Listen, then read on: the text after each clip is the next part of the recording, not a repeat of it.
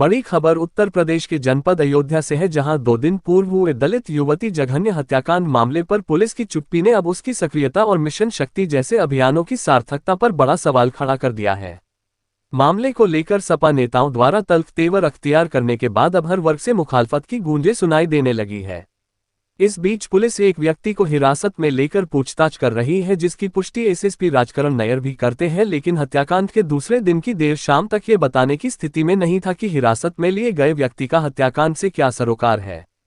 हालांकि दूसरे दिन मृतका के परिजनों से मुलाकात करने पहुंचे एसएसपी राजकरण नैयर ने हिरासत में लिए गए व्यक्ति से पूछताछ में सामने आई बातों को परिजनों के साथ साझा करने की जानकारी दी है। इधर दलित युवती के इस विभत्स हत्याकांड में दूसरे दिन भी सपा नेता पूरी तरह संवेदनशील और आक्रामक तेवर में नजर आए। सपा नेताओं की संवेदनशीलता और आक्रामकता का अंदाजा सिर्फ इतने से ही लगाया जा सकता है कि इस हत्याकांड पर विरोध की रणनीति साझा करने के लिए बुलाई गई प्रेसवार्ता के दौरान सांसद अवधेश प्रसाद फूट फूट कर रोने और बिलखने लगे। अपनी भावुकता के दायरे से बाहर जाते हुए सांसद श्री प्रसाद ने यहां तक कह डाला कि इस मामले को लेकर वे अपनी बात लोकसभा में प्रधानमंत्री नरेंद्र मोदी के सामने रखेंगे और यदि उन्हें वहां भी न्याय नहीं मिला तो वे लोकसभा से इस्तीफा दे देंगे। इस दौरान उनके साथ पूर्व मंत्री तेज नारायण पांडेय व जिलाध्यक्ष पारसनाथ यादव भी मौजूद रहे। आइए अब आपको दिखाते हैं कि प्रेस वार्ता के दौरान सांसद अवधेश प्रसाद ने रोते बिलखते हुए क्या कहा और इस जघन्य हत्याकांड के बारे में एसएसपी राजकरण नैयर ने क्या बताया। देखिए जनपद अयोध्या से यूपी हेड अमिताभ श्रीवास्तव की खास रिपोर्ट। हमें लोकसभा में जाने दो, मोदी के सामने हम बात रखेंगे। न्याय न मिला तो हम इस्तीफा दे देंगे, लोकसभा से हम इस्तीफा दे देंगे। हम बचाने में, हम बेटी की इज्जत बचाने में नाकामयाब हो रहे हैं। इतिहास क्या कहेगा? बारे में इतिहास सैकड़ों साल बाद क्या कहेगा? आप बहुत लड़ाई लड़े हैं मंत्री, कैसे बिटिया के साथ ही हो गया? आपने कितने लोगों को आपने न्याय दिलाया है, फिर न्याय मिलेगा। आपने बड़े से बड़े मामले दिलाया, लेकिन ये तो इतिहास का सबसे बड़ा मुद्दा हो गया, सबसे बड़ी घटना है ये, बहुत बड़ी घटना जी। ठीक है मंत्री जी, हम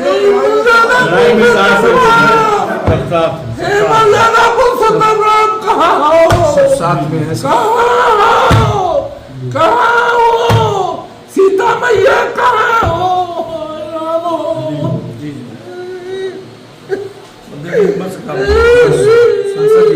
हमें जाने दो दिल्ली, हम इस्तीफा दे देंगे। मैंने आप लड़ाई लड़ेंगे, लड़ाई को आप लड़ेंगे, नहीं देना, न्याय दिलाना है, न्याय दिलाना।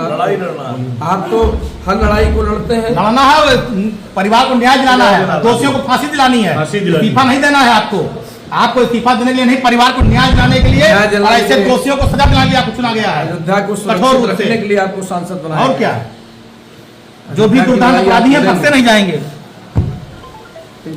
आज अफसोस है 3 दिन से बिटिया गायब थी, जानकारी दी गई, कोई बड़ा से बड़ा अफसर नहीं गया, कोई नहीं गया अभी तक। ये हिंदुस्तान क्या दुनिया की सबसे बड़ी दर्दनाक घटना है। हम इस देश की मीडिया से प्रार्थना करेंगे, हम इस देश की मीडिया से प्रार्थना करेंगे, दुनिया की मीडिया से हम प्रार्थना करेंगे कि आज उस घर पर जाओ जिस घर में एक माँ ने अपनी बेटी को 9 महीने तक पेट में रखा था। यहाँ आए हैं, पीड़िता के परिवार से मुलाकात किए हैं, अभी तक क्या प्रोग्रेस हुआ इस पूरे केस में? क्या कोई इसमें पकड़ा गया है और कानूनी विधिक तौर पे क्या धाराएं बदली गई हैं? जो एफआईआर पहले दर्ज हुई थी उसमें क्या परिवर्तन किया गया है? देखिए, उपरोक्त प्रकरण में बताना चाहेंगे कि दिनांक 31 को दर्शन नगर चौकी क्षेत्र पे सूचना प्राप्त हुई थी जिसमें कंप्लेनेंट के द्वारा सूचित किया गया कि 30 की रात को जब अपनी बहन के साथ सोई थी और 31 को सुबह जब वह उठी हैं तो उनकी बहन उनके साथ नहीं थी। इसी क्रम में उन्होंने ढूंढा और उसके बाद चौकी पे आकर के जब सूचना दी तो तत्काल पुलिस के द्वारा त्वरित कार्रवाई करते हुए 31 तारीख को ही मुकदमा पंजीकृत कर जो लड़की नहीं मिल रही थी उसको ढूंढने के लिए 2 टीमें लगाई गई। दिनांक 1 तारीख को हमको एक शव बरामद हुआ है जिसमें घटना स्थल का प्रथम दृष्टया देखने से जो प्रतीत हो रहा है कि जहाँ पे हमको शव बरामद हुआ है वह घटनास्थल प्रतीत नहीं हो रहा है। ऐसा अपीयर हो रहा है कि शव को वहाँ पे ला करके रखा गया और घटनास्थल को क्रिएट करने की कोशिश की गई है पुलिस को गुमराह करने के उद्देश्य से। और जो अन्य तथ्य मिले हैं फॉरेंसिक टीम को बुला करके तत्काल सभी जो भी हमारे साक्ष्य संकलन था साइंटिफिक साक्ष्य संकलन करते हुए हमारी आगे प्रगति हुई है। केस के अनावरण हेतु 3 टीमों का गठन किया गया था और एसपी सिटी के नेतृत्व में एक अलग से टीम इसके बारे में जानकारी कर रही थी। इसके संबंध में हम लोगों ने 2 संदिग्ध से हमारी पूछताछ चल रही है जिसके क्रम में जो भी डेवलपमेंट हो रही है उसे आगे किया जा रहा है। उसी क्रम में पूछताछ के क्रम में कुछ ऐसी चीज़ें आई थी जिनके बारे में जानकारी करनी थी और कुछ हमको तथ्यों के बारे में जानना था। उसी संबंध में अभी आके परिवार से बात की है। जो भी बातें हमको पता चली हैं अब आगे हमारी विवेचनात्मक कार्रवाई चल रही है। जो भी इसमें प्रगति होगी आप लोगों को अवगत करवाया जाएगा। जो पहले गुमशुदगी की रिपोर्ट दर्ज हुई थी क्या उसमें अभी क्या चेंजेस किए? गुमशुदगी नहीं, मुकदमा पंजीकृत हुआ था और उसमें क्या पंजीकृत हुआ था? मुकदमा पंजीकृत हुआ था उसमें जो इन्होंने शिकायत दी थी उसमें और अब उसको आगे तरमीम करके हत्या का मुकदमा उसमें चल रहा है कि उसकी आंख फोड़ दी गई। नहीं, ये बिल्कुल गलत है। इसका मैं आपके उस पर खंडन करता हूँ। हमारा जो बॉडी यहाँ से गई थी उसमें कोई आंख फोड़ने वाली बात नहीं आई है।